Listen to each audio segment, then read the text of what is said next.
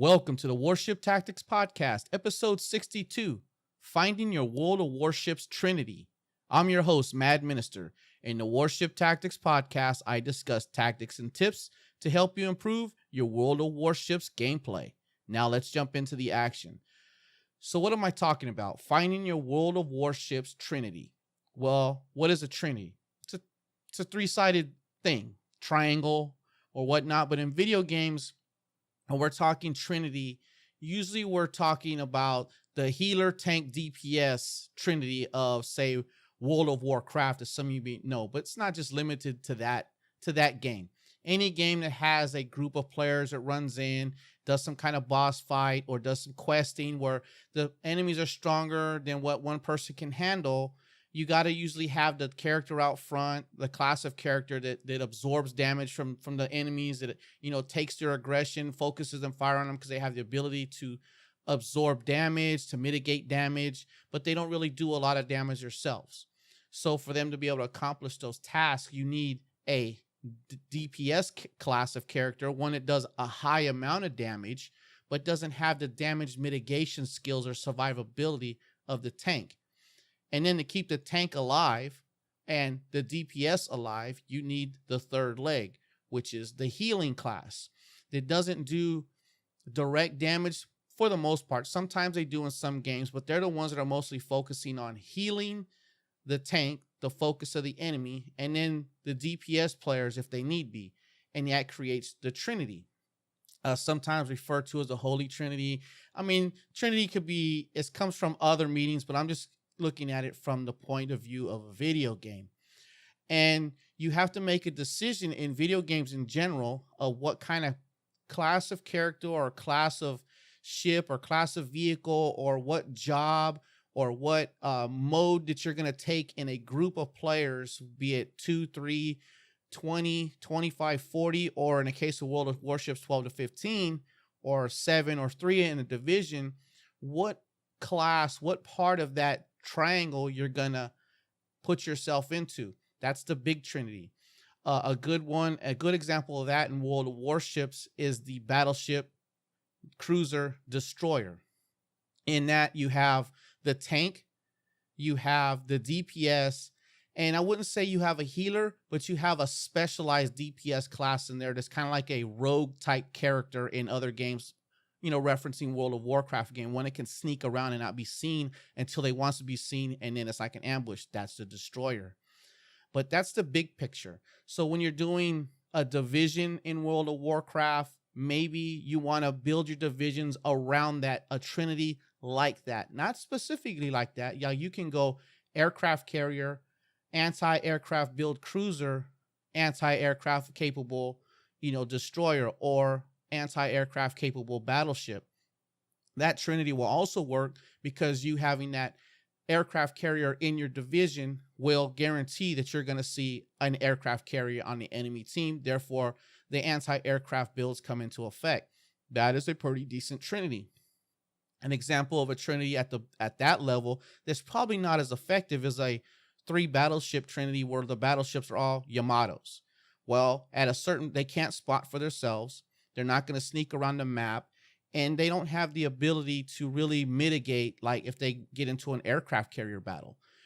Together in a clump, they may have some decent anti-aircraft capabilities, but they don't have the classic ones like defensive fire and whatnot. So that's probably not a very effective Trinity. A 3 destroyer division, depending on what kind of destroyers, can also work good in a Trinity. Say you take a Russian destroyer, then you take a Japanese torpedo boat and an American destroyer, or a Pan-Asian destroyer, or a German destroyer, and there you have a decent Trinity that works. You have a lot of DPS in that. You have a character who can sneak around really good. The roguelike character can do big burst damage if they get lucky, the Japanese destroyer specifically. Then you have the one that the destroyers can get in close and really knife fight with other destroyers and other ships if they need to be. Those would be the Pan-Asian, the Germans, and the Americans. So there's a Trinity at work.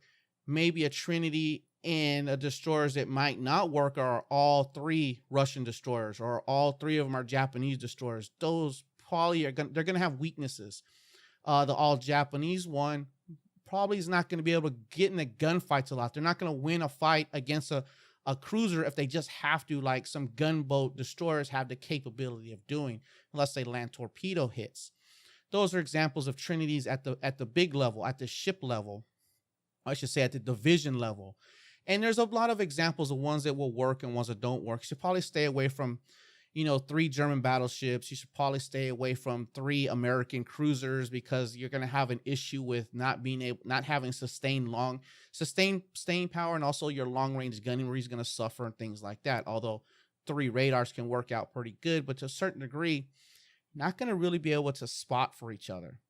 But something I think that maybe some of us fight in the beginning, and I know I did, was you need to find the Trinity of the ships you want to play. Now, think about that. Say you like being that person up front, the one that's got the heavy armor. You want to be like the warrior type class. You want to be the tank. You want to be the one up there absorbing damage, mitigating damage better than anybody else out there, and also doing a little bit of damage. Think of that. So what type of ships does that tell you about? What kind of ships that may, hint you toward? In general, battleships. But then you have inside of that category, you probably have I want to be that heavy armor dealing a lot of damage and can absorb damage in certain situations or proper situations. But then what else do I want in that ship? Okay, you're like, you know what? I want to be heavy damage, but I don't want to be close to the enemy. Or I want to do heavy damage and I want to be close to the enemy. Or I want to be close to the enemy, not necessarily do the super high damage of some ships can, but when I get close, I want to be able to do a lot of damage to a lot of ships and also protect myself against destroyers and aircraft. So you got to start seeing what interests you, what are you trying to do, maybe what your play style is gearing you toward. So we'll take that battleship example. If you like being a sniper type and you want to play a heavy, high caliber ship, but you don't want to be close to the enemy, well, you know what? That pretty much screams Japanese battleships, and to a certain degree, the French battleships. And maybe you want to be that. And if you lower the range to say mid to long range to mid range, then you're looking at American battleships. Close range, you're looking at the Germans at that point. If you say, I want to be a fast ship that has those larger caliber guns and also decent armor, and you want to be the fastest one out there, well, then you're looking at French battleships at that point. So there's a lot of things we have to look at. I think the hardest ones to figure out, though, are the destroyers. That's in my opinion anyway, because I see a lot of people that make complaints about destroyers of their inability to do certain things in their certain classes. But the cruisers are the ones that are in that weird spot right now in the game where they're very effective, but at the same time, they're very fragile. And you've all heard me say it already. They're glass cannons. They're all glass cannons from top to bottom. The cruisers are glass cannons, period. Just step back and think about that. So if you tell yourself that, hey, I love cruisers, because when I first started World of Warships, man, U.S. Navy cruisers were my thing. I thought the cruisers were probably the funnest thing that was going, and I loved them. Problem is, I wasn't playing them right, but I didn't know I wasn't playing them right, because I was playing them in how I like to play other types of games. I've always been the type of player that likes to be close in on the action and really get into those really close knife fights, and not necessarily have to have the most armor or the most damage, but be able to dance in and out of knife fights. And that screams, at the time, U.S. Navy destroyers. I just didn't know at the time. I was trying to do that in the cruisers. That didn't fit. So the cruisers, you also have to think about the Trinity again. What is it that you like? What do you think you want to do? Or based off of how you play other games, what do you think you may want to style your cruiser play after can kind of guide you to maybe the proper national flavor of cruisers, or maybe one or two. So if you tell yourself, I want to have good armor, but at the same time, I want to have higher rate of fire guns that are probably lower in caliber, so I can go in and out of action and have a little bit the armor scheme to kind of protect myself. Well, then you're probably thinking about, hey, you know what? Those sound like German cruisers to me, and to a certain degree, the Japanese cruisers, because some of them have some trollish armor schemes, and then they're real low profile, can make them hard to hit. The other side, we get back to I want to be fast, but I want to have higher caliber guns than a destroyer, but also have some torpedo action in there. while you're looking at Japanese cruisers again. And in a certain scheme of things, you're also looking at French cruisers. And the Germans can kind of come in the back of that, but they're not really the most nimble or the fastest of the group. They're definitely not the fastest of the group, because that overall is the French cruisers. So you got to kind of look at that a little bit. You try to build a trinity of your ideas of how you may want to play the game, but at the same time, trying to get that to fit the proper national ships instead of trying to play the wrong ship the wrong way, because that's like a double negative, which in this case doesn't make a positive. It just makes a really bad negative. But the destroyers are the ones that have a lot of flexibility into them, and they offer a lot of things in the national packages. And we may get confused as players on which ones that fit properly to how we want to play the game. And I'll use myself as an example again, is when I finally figured out that maybe cruisers are not my thing, let me go to destroyers. And at the time during closed beta, and then when we first got, I guess it was released, it really wasn't, fully released, because technically it's still a 0-dot game. In the beginning, Japanese destroyers' torpedo systems were super dangerous, and they hit like freight trains, but they weren't gunfighters. And I was like, a destroyer, torpedo power, that's what they should be. Let me try some of the Japanese destroyers. But the problem was, I like to get in close still and try to use the gun systems. And those of you who have played low tier Japanese destroyers know that their gun systems are trash. I mean, you almost have Nerf guns on some of those destroyers, but the torpedo systems are awesome. So I picked the wrong destroyer class because I didn't fill in the rest of the Trinity, which is my Trinity, not yours or not how the game says it, but the way that I tend to play video games. So after I figured out by trying, I was like, man, I'm not having good luck with these. What's going on? I was like, should I play battleships? I don't know. They're kind of slow. I already knew. I really was like, okay, eventually I'll play battleships, but they're just so slow.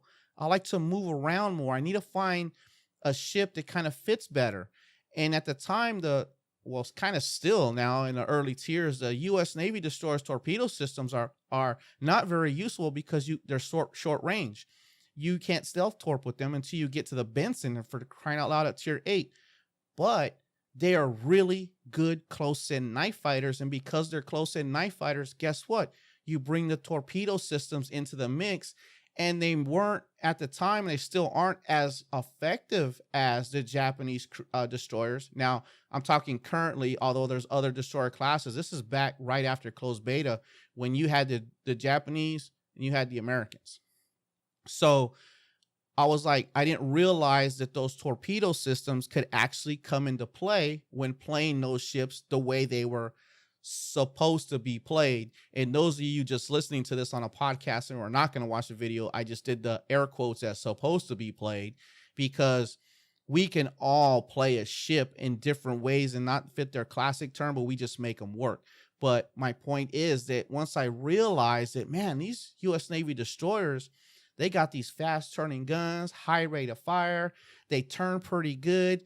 And then when you're fighting these close fights, guess what? Hey, that guy's in my torpedo range. I can use the torpedoes also. Wow, I didn't even think about that, because I wasn't thinking of how to put at least 3 things together that I wanted to do to play destroyers. And back then, I think I just stumbled into it. I actually did not think of it as a Trinity. I didn't think of it, let me take this thing I want to do, this thing I want to do, and this thing I want to do as my top 3 choices, and try to put them together into a ship and figure out what kind of ship and what nation maybe I should step into. And I don't think a lot of us look at it that way. Some people pick a nation as ship because that's where they're from.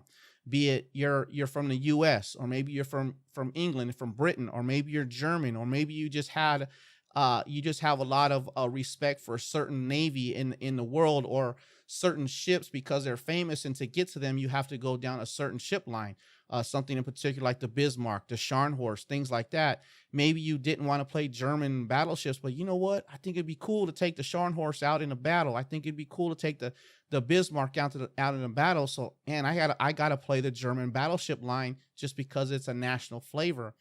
And it's the same for the American and the Japanese battleships, because There's some famous, well-known battleships in those tiers that maybe you just want to play it because of what it is. The Iowa, is an example. The North Carolina is an example. The Yamato, that's the main one, because nobody else really is like Japanese battleships. Oh yeah, well the Fuso is a decent ship. The Congo is a decent ship, although that's a British design. But everybody thinks Japanese battleships. What do you think of? Yamato. What's the second one you think of? Yamato. What's the third one you think of? Maybe Musashi. I don't know, but the top two are Yamato for the most part. Unless you're from unless you're Japanese and you just know the rest of them. Maybe Kirishima comes to mind.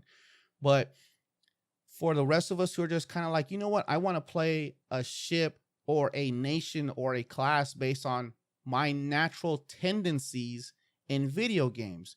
And we all of us only know that. I can't tell you what yours is. I just told you you guys kind of what mine's is. And I think that's why I don't do that good in battleships, because I like to move around too much in speed. Even the French battleships, I blew through the French battleship line when it came out. I mean, I've said this before in a podcast. When I got to the Alsace, it took me 38 games to unlock the Republic, and I didn't use any free XP for that. It was 38 games, boom, boom, boom, boom, unlocked. And because those two that ship, the Alsace, just gelled with me, because it had good armor, good guns, good speed, and it was maneuverable. Well, arguably maneuverable, but it fit my play style. So we need to figure out what our individual Trinity is. And then you'd be surprised on some things you think, oh, that's not going to be good for a certain class of ship because it's just this. An example of that is if you don't know, you're like, you know what? I want to play a fast firing ship that has torpedoes, but I want to have some kind of defensive capability against aircraft. And people may not realize that the U.S. Navy destroyers can use defensive AA, defensive fire ability, starting at tier 5. And then don't know that really some of the Russians have okay anti-aircraft abilities. But when it comes to the anti-aircraft destroyers in general, you're thinking about the U.S. destroyers, not accounting some unique specialty ships, or I should say premium ships in there. So some things don't really come into the mind until you kind of really know what the game is doing. And some of us just, when we're new or we're just playing it purely for fun, may not stumble across that. Like another example for destroyers is people consider the Russian destroyers little cruisers with no citadels. So if you're thinking, man, I kind of want to have cruiser play, but I want to be kind of maneuverable and juke and jive around like a destroyer, man, you may not play an actual cruiser, but you may jump into Russian destroyers and they kind of play like little cruisers with no citadels.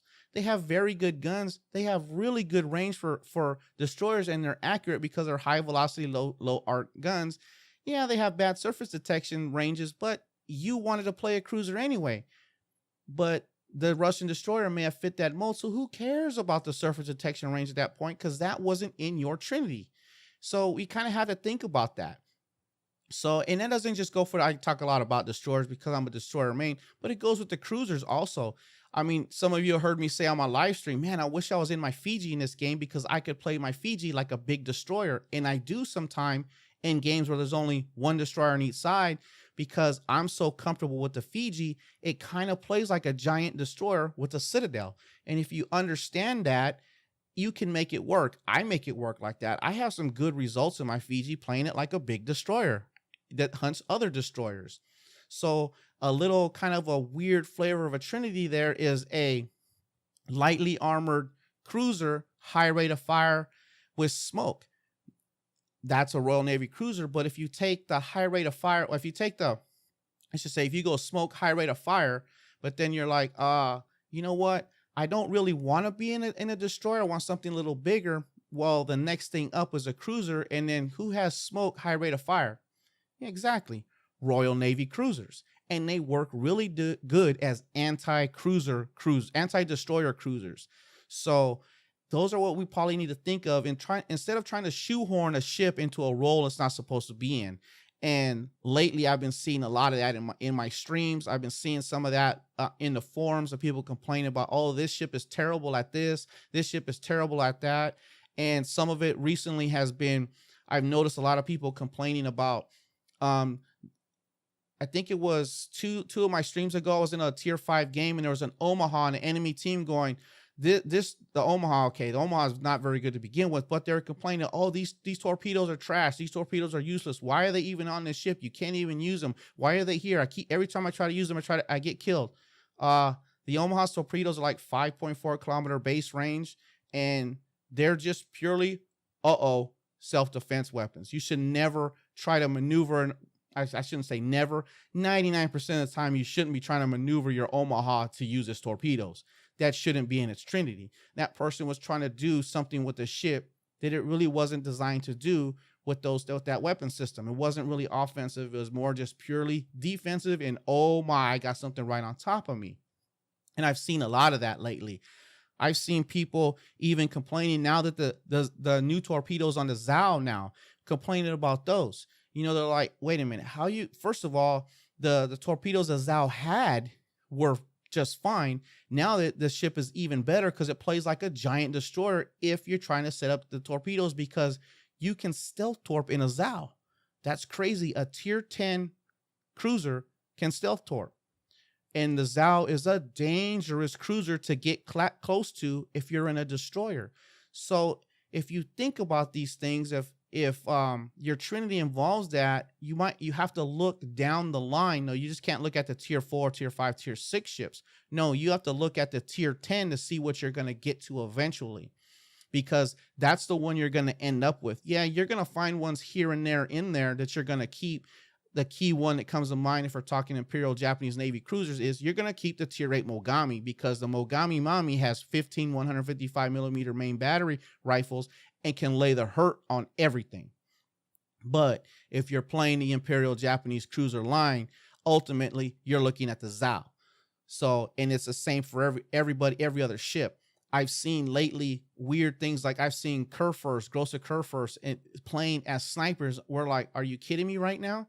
I mean, you might as well just not use your guns at 18 kilometers, because at that point you're literally just rolling the dice. Now, other battleships have the better abilities to hit things at that range that probably want to be closer. The Republic comes to mind. The Republic has an excellent secondary battery, but the Republic has the best penetration past 18 kilometers of any tier 10 battleship. People think it's the Yamato. It's the Republic. Past 18 kilometers, the Republic is going to lay the hurt on people, and with its Sigma value, it's fairly easy to hit long-range shots. The Republic is kind of unique because you can play it in a sniper role to begin with, and then as ships are damaged and there's less and less enemies on the team and the destroyers are getting killed off, you can start moving in a close and medium range to bring the secondary battery into play and really lay the hurt on ships. The reason why you want to wait later on to do that in the Republic for its Trinity is because it's covered in 32 millimeter armor all over the place, and you'll get HE spammed to death. But once those ships are near death or out of the game, then you can switch it up and move closer. So some ships will play differently at different points of the game, but you still have to kind of determine what your Trinity is. What do you want to do? Take 3 things. Try to figure out what your number 1 priority is, and then 1A and then 1B. You need to figure out what those 3 is, put them together, and try to see if there's a ship in World of Warships that fits your Trinity. Stop trying to force round pegs or square pegs into round holes. Or actually, stop trying to stuff giant square pegs into little triangular Trinity holes, because I see a lot of that going on lately. And I'm guilty of it too. I've done it in the past, and I still do it now. Some people have heard on the stream say, man, I'm having bad luck. I keep getting too aggressive in some of these ships, usually the cruisers. I want to get in close and knife fight with battleships and destroyers, and I pay for it, especially against the battleships. I'm trying to force them into that destroyer role a little bit too much, because my habits personally for my Trinity are destroyer play, specifically U.S. Navy destroyer play. And when I get into the heat of the battle, I forget, and I start trying to do things with those ships that don't fit their Trinity. And I have bad games or very unproductive games, or I'm just like lost and just stuck. And that's because I've taken a ship and trying to force it to do something else. I'm trying to force it out of what it's designed and meant to do to a certain degree. And that goes back, like I said, we need to find what our Trinity is. So once you figure that out, or you get close to it, then pick a few. Maybe right now you have ships in your port and you're like, why can't I get this particular ship type or class or nation to work? Think about it. What's those ships' strengths? And how do you like to play your best performing ships? And are you trying to force the strengths of a different nation ships into these other ones that you're not having a good time with? And you probably figure out, oh man, no wonder, because two of their main abilities are not fitting how I think I'm playing these ships, and I'm breaking that particular nation's ship's Trinity. So, and if you don't understand what they are, just go through, and there's a lot of good sources. You can look at the wiki page. You can look at reviews to find out what are the pros of a ship, what are the cons of the ship. If you really can't figure it out, just read up on what the pros of the ships are. And if you have a lot of those, you know what? I like playing stuff that has those kind of pro abilities, those, let me try this type of ship out. But if you're like, I like to do things that are in its cons list, what it's not good at, one, maybe you can get away with, but two, you might, oh man, I don't think that's a ship for me. That's not going to fit.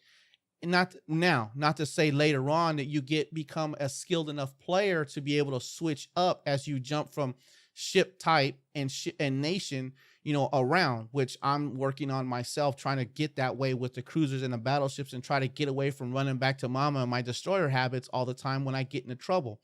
So I'm still working on that. We should all work on that, because that's just going to help us become better players overall. And sooner or later, it'll either become second nature, or you'll just end up playing one ship line. And honestly, if that's fun for you, there's nothing really wrong with, you know what, I have 5,000 games in World of Warships and 4,999 of them are in Japanese cruisers. Okay, if it fits, why are you trying to shove that foot into a different shoe? If it fits, just make it work until you get to the point where you want to expand out into other ship and other tech trees. And then by the time you've gone that far, you've probably already figured out what the other ones are going to be good with anyway. So just to recap that whole thing is this: we need to figure out what our Trinity is, the three things that we play that are going to kind of dictate how we are on the battlefield, and find those ships that fit those styles or those things we want to do or what we like, and go to those ships first, in case, so we're not fighting uphill battles, like trying to make a ship not do what it's supposed to do. And once we as players figure that out, I think that in and of itself will solve a lot of problems. That'll solve problems of sitting back, getting too close, being in the wrong positions, maybe getting too close to islands and ships you shouldn't be, maybe get closer to the islands and ships that you should be. It's going to naturally fix some of the problems we have with positioning, with being able to get your guns on target, with being able to contest capture points, with being able to support ships that are contesting capture points. It'll be a self fixing circle that we get into, which I've noticed has worked for me in certain classes of ships. So with that in mind, step back, take some time to think about it, and figure out if the ships that you're having a bad time in, really think about what you tend to do, and see if those abilities are not in line with the ships that you're not having a good time with, and then just go back and fix it. Stop doing certain things that they're not good at. Just identify it, because half the battle is knowing. Because if you don't know what you don't know, you don't know what you don't know, and you can't fix it. That's all there is to it. But I say it again, I'm going to say it again, I'm going to say it again. Don't turn it into a job, though. World of Warships is a video game meant for entertainment. You should be having fun with it. It should be a stress reliever, not a stressor. So have fun with World of Warships. At the end of the day, however it is that you have fun playing the game, continue to play it that way. Don't make it into a job unless you're getting paid, and nobody said they're getting paid to play this game yet, one of you listeners. So stay fun with it, make it be fun all the time, and go out and sink those pesky red ships. Come and join the World of Warships North American Community Discord server. The Discord server is created for the North American community to come together and help each other grow as a community and to become better players. You can find the link to the North American Discord server in the show notes and at the top of the main page of the Warship Tactics website. A few final thoughts. The Go Navy competition. I think these kind of events are good for the game, just like the Clash of Elements event, better known as a Fire and Water event, back in April of 2017. It's hard to constantly bring new content into a game that mostly depends on new ships for the majority of the new content that's introduced in an attempt to appease the needs and wants of the player base. This mini game inside the main game gives players something different to accomplish. You have daily rewards, special missions, themed event containers, and tokens that can be used to buy event loot are all good things for the game.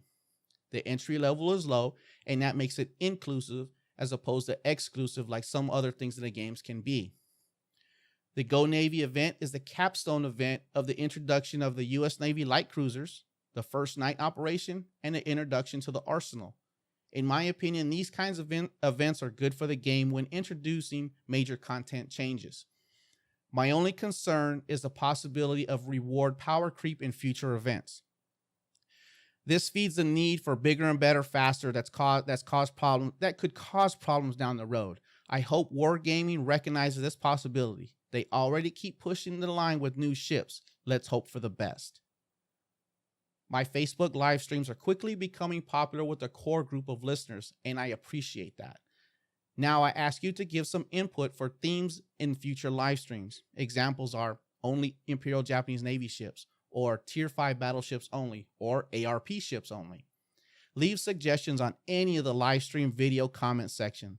Again, I thank all of you for the support you've shown me. Last thing, torpedoes in the water are nobody's friend. Remember that. Unless they're deep water torpedoes and destroyers, you should know the drill by now. You're safe. I'm your host, Maddminister, and you've been listening to the Warship Tactics podcast, where I try to help you improve your World of Warships gameplay. Visit warshiptactics.com for new episodes on Mondays. Thank you for listening.